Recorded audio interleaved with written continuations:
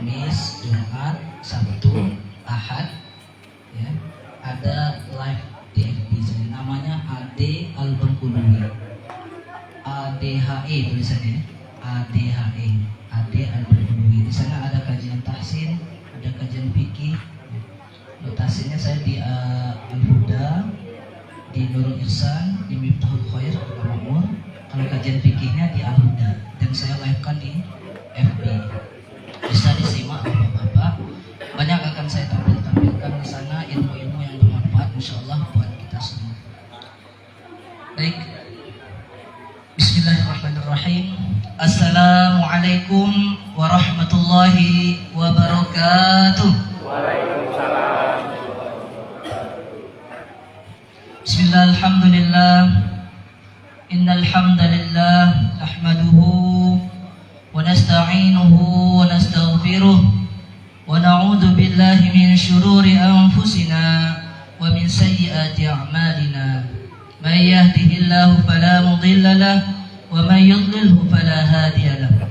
Asyhadu an la ilaha illallah wahdahu la syarika lahu wa asyhadu anna sayyidana Muhammadan abduhu wa rasuluh la nabiyya ba'da. Amma ba'd. Faqala ta'ala ya ayyuhalladzina amanu taqullaha haqqa tuqatih wa la tamutunna illa wa antum muslimun. Shadaqallahul adzim. Yang kami hormati Bapak Kepala Desa, ya Pak. Tadi lihat ke arah sana Bapak yang nganggu ya, saya jadi tahu Bapak yang Kepala Desa ya. Kemudian perangkat desa semuanya, desa apa ini? Kuro Tidur ya maksudnya, desa Kuro Tidur. Kemudian yang kami hormati juga Bapak Imam Masjid, Pak Rohani, beserta Dewan Syara Masjid apa Pak namanya? Nurul Iman. Nurul Iman ya, saya lupa ya, baru kemarin ngaji di sini ya. Kemudian tak lupa yang sangat kita banggakan, kita ikut merasakan bahagia ya Pak ya, tuan rumah yang alhamdulillah mendapatkan lulusan PNS ya. Nggak tanggung-tanggung, suami istri dapat dua-duanya, alhamdulillah. Kita ikut bersyukur. Dengan kita ikut bersyukur nih salah satu apa namanya tuh wujud kita bahagia melihat saudara kita yang bahagia. Ketika kita lihat saudara kita yang sedih, kita juga ikut bersedih. Contoh barusan saya dengar kabar dari Bapak Pak Muhid ya. Ada dua yang sedang dari perjalanan kemudian kena musibah kecelakaan ya. Berdua ya, Mas Sadikin sama Pak Muhid ya. Kita doakan semoga beliau diberi kesehatan, kesembuhan oleh Allah Subhanahu wa taala. Amin ya rabbal alamin. Bapak Ibu seluruhnya yang dirahmati Allah Subhanahu wa taala, ini datangnya kami ke sini atas undangan daripada adik kami. Ini adik saya jatuhnya ya Pak ya. Karena istrinya jadi ini sepupu ya. Ibunya istrinya itu adik ayah saya kandung ya. Jadi adik saya ya. Saya juga di sini alhamdulillah sering juga tempat bapak-bapak itu dalam beberapa waktu ya, kemarin waktu tahun berapa itu ngisi Isra Miraj ya Pak ya. Ya, kemudian ada taklim ibu-ibu juga sering ya, nggak asing lagi. Nah, di sini kami menghadiri undangan daripada adik kami ini ya, bersama besan ya dari orang tua kami untuk mengisi tausiah yang berkenaan tentang nadar. Ya. Kalau orang punya nazar Bapak Ibu, sering bernazar Bapak Ibu? Sering nggak Bapak Ibu bernazar? Jarang. Sering ya? Jarang. Kadang-kadang tapi nggak begitu ya. Tapi pernah ya Bapak Ibu ya. Nazar itu kalau dilafazkan Arabnya kayak gini, lillahi alayya kadza wa kadza. Karena Allah alayya wajib atasku berbuat ini dan ini. Itu namanya nazar. Cuman kalau orang-orang kita nggak bilang kayak gitu. Orang kita biasanya bilang apa? Saya nazar mau potong kambing di sana, misalnya. Betul nggak? Nah, kayak gitu ya biasanya. Langsung diucapkan nazar. Nazar secara bahasa artinya al-wa'du, janji. Janji adalah hutang. Kita punya hutang sama Allah kalau udah berjanji. Nazarnya ada dua. Yang pertama nazar lajat namanya. Apa itu nazar lajat? Nazar lajat itu at-tamadi alal khusumah. Itu memperpanjang permusuhan. Misalnya gini, Bapak Ibu punya musuh. Misalnya, nauzubillah ya, moga gak ada yang punya musuh ya. Saya sama fulan itu, kalau dia lewat di depan rumah saya lagi, saya nggak akan makan seharian. Nah itu contoh ya. Dan ini bukan ibadah. Terus gimana? Ternyata jalan dia di depan rumah, terus dia nggak makan, berarti dia menunaikan sesuatu yang bukan ibadah. Sebaiknya nggak usah diinikan. Cuman apa masalahnya? Masalahnya nanti dia seumpama lewat tuh di depan rumah orang itu, dia tetap makan, maka apa yang terjadi? Dia melanggar sumpah. Wajib bayar apa? Satu, merdekakan budak. Gak ada budak zaman ini. Yang kedua, marhaban. Ini sepupu saya juga dari Sumber Sari Agama. Masya Allah. Selamat datang. Marhaban. Tadi saya mau numpang mobilnya, tapi telepon kayak ini kira nggak ini kelamaan, saya pikir nanti ditungguin ya. Duluan kami tadi. Ada kendala ya? Alhamdulillah lancar tadi ya jalan. Alhamdulillah. Selamat datang. Nazar lajat ini memperpanjang apa? Permusuhan. Nauzubillahi min dzalik. Nggak ada guna juga ya Bapak Ibu ya. Dan itu akan menyengsarakan diri kita sendiri ya. Ya boleh sebenarnya. Nah yang kedua ada nazar namanya nazar apa itu namanya tadi ya? Namanya mujazah ya, mujazah dari kata jaza. Jadi nazar ini artinya nazar yang diperbolehkan. Yang diperbolehkan pun ada dua. Yang pertama nazar tanpa ada digantungkan dengan suatu perkara. Yang kedua digantungkan dengan suatu perkara. Misalnya Bapak Ibu nih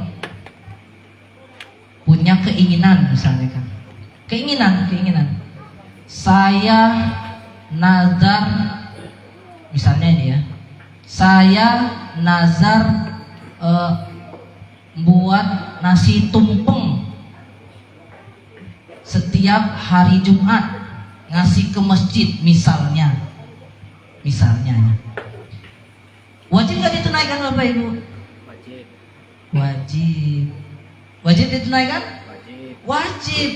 Begitu datang hari Jumat, nasi tumpeng udah harus tersedia.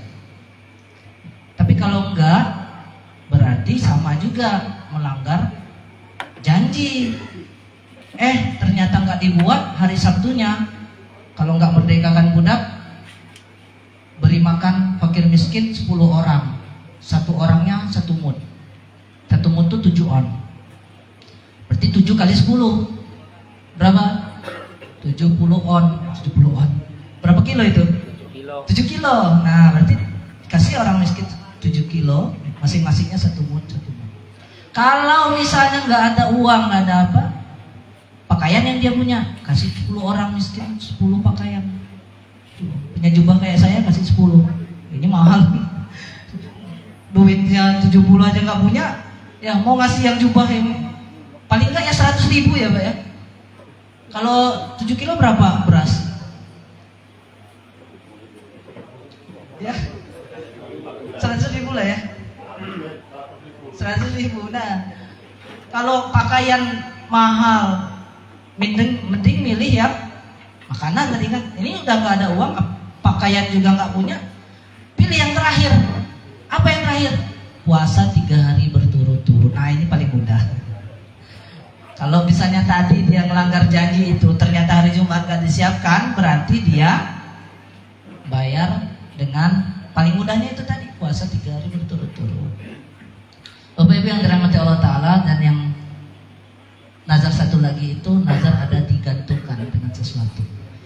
Saya lulus PNS tahun ini, nazar akan potong sapi. Nah, ini contohnya, ini yang barusan ya. Alhamdulillah sudah tadi ya, bisa dia. Sudah, alhamdulillah. Sapinya besar atau kecil? Besar. Sebenarnya bisa aja kalau misalnya saya potong sapi, ambil anak sapi pun udah ditunaikan nazarnya sebetulnya ya. Tapi ya enggak ya kayak gitu ya. Malu ya potong sapinya kecil ya. Jadi omongan orang sekampung nanti ya. Berapa dapat satu sapinya? Berapa kilo dapatnya? Dagingnya murni. Diberatin enggak tadi?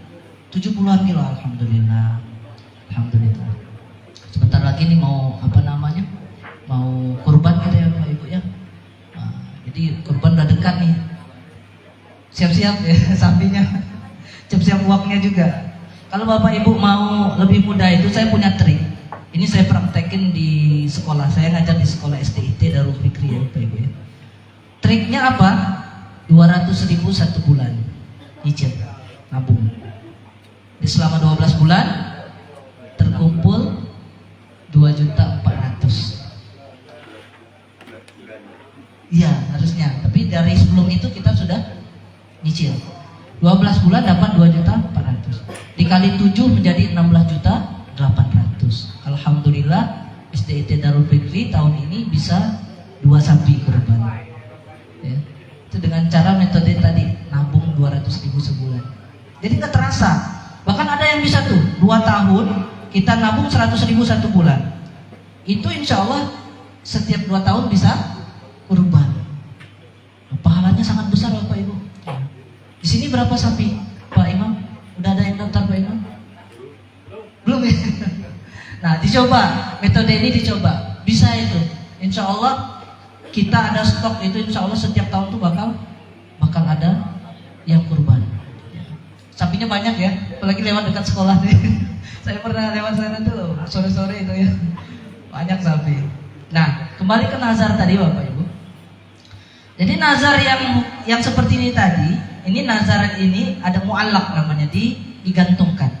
Nah, kalau digantungkan sebelum dapat yang digantungkan tadi, maka dia nggak akan nggak ada kewajiban. Tapi begitu sudah dapat, maka dia berkewajiban. Wal yufu nuzurahum. Hendaknya mereka menunaikan nazar-nazar mereka jika sudah tersampaikan dan dikabulkan sama Allah. Nah, nazar ini salah satu bentuk ketakwaan kita juga, keimanan kita kepada Allah Subhanahu wa taala juga. Dalam firman Allah Ta'ala surah Maidah ayat 1 itu, ya ayyuhalladzina amanu aufu bil uqud. Wahai orang-orang yang beriman, tunaikanlah nazar-nazar. Ini tafsiran dari Imam Imam Suyuti dalam tafsir jalan lain. Ya ayyuhalladzina amanu aufu bil uqud. Uqud itu janji-janji. Cuman di situ ditafsirkan dalam jalan lain itu nazar. Tunaikan nazar-nazar yang bukan nazar maksiat. Kalau nazar maksiat tidak perlu ditunaikan. Saya nazar misalnya sebulan mau bunuh diri, nauzubillahi min dzalik. Nah, itu nggak boleh ditunaikan. Saya nazar mau ke Singapura, ke domino di sana, dan nauzubillah, itu namanya maksiat, nggak boleh ditunaikan, haram hukumnya. Ya. Jadi nazar yang digantungkan tadi, itu wajiblah kita tunaikan. Kalau tidak menunaikan, tadi pilihannya 4. 1, merdekakan budak. 2, beri makan 10 miskin. 3, kasih pakaian 10 miskin. Nggak bisa juga 3-3 ini. Terakhir, puasa 3 hari. Nggak mesti harus berurutan, boleh dicicil gitu ya, menurut ulama begitu. Nah kemudian kalau berkenaan dengan nazar, misalnya dia nazar ngasih makan apa namanya, menjamu di masjid setiap hari Jumat, itu kan ini ya, dia ngasih kayak gitu. Tapi kalau sembelihan yang berupa sembelihan ini, ya Bapak Ibu, perlu diingat, kalau kita nazar, misalnya nazar kurban, hukumnya kurban apa Bapak Ibu? Ya, sunnah. Hukumnya kurban sunnah muakkad. Ya. Mazhab Hanafi wajib. Mazhab Hanafi wajib. Ya. Kalau sholat witir apa hukumnya? Sunnah muakkad. Mazhab Hanafi wajib. Tapi perbedaan mereka wajib sama sunnah muakkadah kita itu seimbang. Jadi ada bahasa tuh agak lain, cuma dibahasakan sama mereka tuh wajib begitu. Ya. Nah, hukumnya kan sunnah ya, kurban itu sunnah. Tapi kalau orang nazar tahun besok misalnya si fulan dia nazar berkurban, ya, maka tahun besok dia jadi wajib, ya, berkurban. Begitu. Kemudian hewan yang dikurbankannya itu haram dia makan. Haram. Nggak boleh orang yang berkurban itu memakan hewan kurbannya. Nah, untuk sembelihan sama. Mayoritas ulama bilang kalau sembelihan, ya, orang yang punya nazar itu tidak boleh memakannya, dan juga orang yang dinafkahinya. Ya kalau usia di sama Mas Ayu ini ya belum ada yang dinafkahi ya. Kita doakan semoga cepat dapat, amin. Amin. Amin dulu dong Mbak. Amin. Amin ya. Insya Allah ya. Nah, untuk yang dinafkahinya ini tidak boleh juga makan anaknya. Misalnya kalau sama orang tuanya dia nafkahi, orang tuanya juga tidak boleh makan.